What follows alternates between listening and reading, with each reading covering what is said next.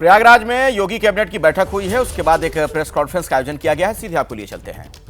Innovation and incubation and training centre की स्थापना के बारे में भी एक नए प्रस्ताव को, जो एक प्रकार का हब एंड स्पोक मॉडल होगा और मॉडर्न एज कोर्सेज के साथ उत्तर प्रदेश के युवाओं को जोड़ने के लिए कार्यक्रम के साथ सहमति भी आज मंत्री परिषद ने यहाँ पर इस प्रस्ताव को भी दिया है। इसके अलावा प्रदेश के अंदर एक अभियोजन डायरेक्टरेट की घोषणा की भी व्यवस्था मंत्री परिषद ने उसको अपनी सहमति दी है और प्रयागराज, वाराणसी और आगरा, ये जो म्यूनिसिपल कॉरपोरेशन है हमारे, इन तीन महत्वपूर्ण म्यूनिसिपल कॉरपोरेशन में तीनों के बॉन्ड जारी होंगे। अब तक हमने लखनऊ और गाजियाबाद के बॉन्ड जारी किए थे, जिसके बहुत अच्छे रिजल्ट सामने आए हैं। यह म्यूनिसिपल कॉरपोरेशन के ब्रांडिंग करने का, उसके विकास को आगे बढ़ाने का एक महत्वपूर्ण माध्यम होता है और एक नई दृष्टि मिलती है और एक पहचान मिलती है संबंधित कॉरपोरेशन को। यहाँ पर आप प्रयागराज के महत्व को आप देख रहे हैं। वैश्विक मंच पर इस समय हमारा प्रयागराज छाता हुआ दिखाई दे रहा है। जिस श्रद्धा के साथ पिछले एक सप्ताह के अंदर 9.25 करोड़ से अधिक श्रद्धालुओं ने संगम में आकर के पावन स्नान का आनंद लिया है, अनुभूति की है, वह यानी अविस्मरणीय है, अकल्पनीय है। तो प्रयागराज म्युनिसिपल कॉरपोरेशन प्रयागराज के लिए एक सुपर स्पेशलिटी हॉस्पिटल के लिए एक बॉन्ड जारी करने जा रहा है। ऐसे ही आगरा के लिए एक बॉन्ड जारी होने जा रहा है। वहां से संबंधित जो आवश्यकता है वहां का म्युनिसिपल कॉरपोरेशन जारी करेगा। और वाराणसी, काशी विश्वनाथ धाम आदरणीय प्रधानमंत्री जी की प्रेरणा से बनने के बाद काशी वैश्विक पटल पर छा रहा है। तो स्वाभाविक रूप से 3 म्युनिसिपल कॉरपोरेशन के बॉन्ड जारी करने की कार्रवाई को भी यहाँ पर आज घोषणा के साथ हम लोगों ने इसको जोड़ा है। मित्रों, प्रयागराज के इस महाकुंभ को ध्यान में रख करके और प्रयागराज के साथ साथ इस पूरे क्षेत्र का एक सस्टेनेबल डेवलपमेंट के कार्यक्रम के साथ जोड़ने की कार्रवाई आदरणीय प्रधानमंत्री जी की प्रेरणा से इसको आगे बढ़ाने के लिए सरकार ने तय किया है कि इसको लेकर के हम लोग जो आदरणीय प्रधानमंत्री जी का विजन है, जैसे लखनऊ में हम लोगों ने स्टेट कैपिटल रीजन लखनऊ और उसके आसपास के जनपदों को मिलाकर के एक डेवलपमेंट का प्लान बनाया है, ऐसे ही प्रयागराज और चित्रकूट को मिलाकर के एक डेवलपमेंट रीजन यहाँ पे हम डेवलप करेंगे। इसके लिए इंफ्रास्ट्रक्चर के लिए जो महत्वपूर्ण होगा वह एक गंगा एक्सप्रेसवे का एक्सटेंशन हम लोग देंगे।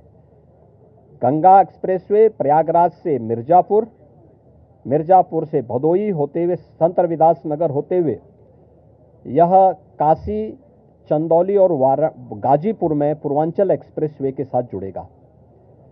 इसके अलावा वाराणसी और चंदौली से यही एक्सप्रेसवे सोनभद्र को जोड़ते हुए नेशनल हाईवे के साथ जुड़ेगा। तो यह इंफ्रास्ट्रक्चर की दृष्टि से, जैसे प्रयागराज में प्रयागराज चित्रकूट डेवलपमेंट रीजन यहाँ पे हम लोग तैयार करने जा रहे हैं, वैसे ही वाराणसी में भी वाराणसी बिंद एक डेवलपमेंट रीजन वहाँ पे भी डेवलप करने की कार्रवाई पर नीति आयोग के साथ मिलकर के इस कार्यक्रम को तेजी के साथ आगे बढ़ाया जा रहा है। तो ये डेवलपमेंट के वे रीजन होंगे जो वास्तव में यहाँ की न केवल पर्यटन की दृष्टि से बल्कि आर्थिक उन्नयन में और यहाँ पे रोजगार सृजन में बड़ी भूमिका का निर्वहन करेंगे। उस प्रकार का इंफ्रास्ट्रक्चर की दृष्टि से एक्सप्रेसवे एक, तो ये एक्सटेंशन हम लोग इसको करने जा रहे हैं, जो प्रयागराज, बिंद और काशी एक्सप्रेसवे के रूप में इसे हम लोग जानेंगे। दूसरा है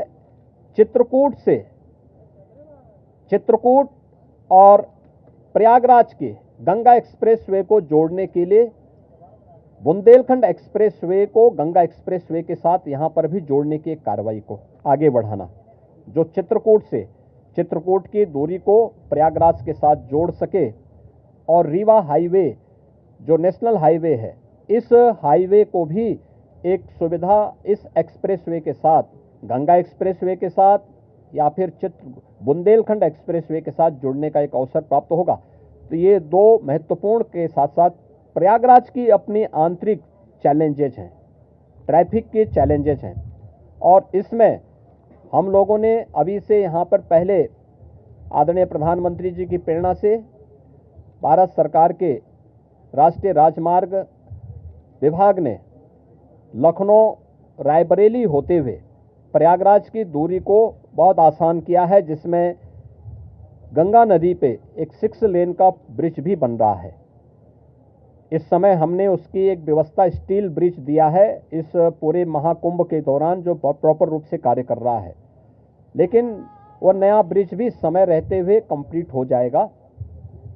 ऐसे ही अन्य कनेक्टिविटी के लिए यहाँ से मिर्जापुर, जौनपुर, वाराणसी, आजमगढ़, गोरखपुर की कनेक्टिविटी को बनाए रखने के लिए यहाँ पर जो मांग हो रही थी, प्रयागराज शहर की तरफ से सलौरी और हेतापट्टी के बीच में, झूसी के बीच में इस पूरे ब्रिज को बनाने की एक कार्रवाई को, 4 लेन के एक ब्रिज को सरकार इसको बनाएगी। दूसरा, रीवा की तरफ से और जो आपके अरेल की ओर से जो यहाँ पे प्रेशर है यमुना जी के ब्रिज पे, सिग्नेचर ब्रिज आज से 20 साल पहले बनकर के तैयार हुआ था। आज यहाँ पर उसकी दृष्टि से बहुत महत्वपूर्ण आवश्यकता यहाँ पर है कि उसके पैरेलल एक नया ब्रिज बने। तो सिग्नेचर ब्रिज के पैरेलल यमुना जी में भी एक नए ब्रिज को हम अपनी सहमति, कैबिनेट ने अपनी सहमति दी है कि हाँ, शास्त्री ब्रिज के पैरेलल तो हम उसके साथ कर ही रहे हैं और इसको भी हम उसके साथ जोड़ेंगे। तो ये महत्वपूर्ण घोषणाएं प्रयागराज के इंफ्रास्ट्रक्चर, यहाँ के सस्टेनेबल डेवलपमेंट की दृष्टि से, डेवलपमेंट और रोजगार की दृष्टि से, और आने वाले समय में यहाँ के नागरिकों के जीवन स्तर को और बेहतर बनाने की दिशा में जो आदरणीय प्रधानमंत्री जी की प्रेरणा है, उसको आगे बढ़ाने के लिए ये कुछ घोषणाएं आज यहाँ पर कैबिनेट ने जिस पे चर्चा की है, अपनी सैद्धांतिक सहमति दी है। और मुझे पूरा विश्वास है कि अगली बार जब कुंभ के साथ उत्तर प्रदेश जुड़ेगा तो इन सब इंफ्रास्ट्रक्चर का लाभ आने वाले श्रद्धालुओं को प्राप्त होगा। मैं आप सबका एक बार फिर से अपने मंत्री परिषद के सभी साथियों की ओर से हृदय से स्वागत करता हूं, अभिनंदन करता हूं। कहाँ गए भाई राजभर जी, और ये कहाँ गए अपने आशीष पटेल जी, निषाद राज, कहाँ हैं लोग? आप लोग पीछे क्या छुपे हैं? इधर आइए। कहाँ राजभर जी, कहाँ गए? अनिल कहाँ है? अनिल कहाँ है?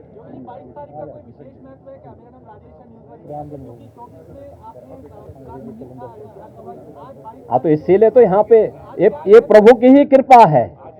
प्रभु आज ही के दिन 500 वर्षों के बाद अयोध्या में विराजमान हुए थे और आज पहली बार उत्तर प्रदेश का पूरा मंत्री परिषद आज यहाँ पर आया है। और मुझे लगता है कि अगले कुंभ की क्या स्थिति होती है, लेकिन उसका इंफ्रास्ट्रक्चर उत्तर प्रदेश का ये मंत्री परिषद आदरणीय प्रधानमंत्री जी की प्रेरणा से यहाँ पर प्रयागराज की धरती पर प्रस्तुत कर रहा है। और मुझे विश्वास है कि इसको, जैसे प्रयागराज की कायाकल्प पिछले 6 वर्ष के अंदर हुई है, ये इंफ्रास्ट्रक्चर प्रयागराज को एक वैश्विक पहचान दिलाने में सफल होगा। आप सबको मैं एक बार फिर से धन्यवाद देता हूँ। बहुत बहुत अभिनंदन।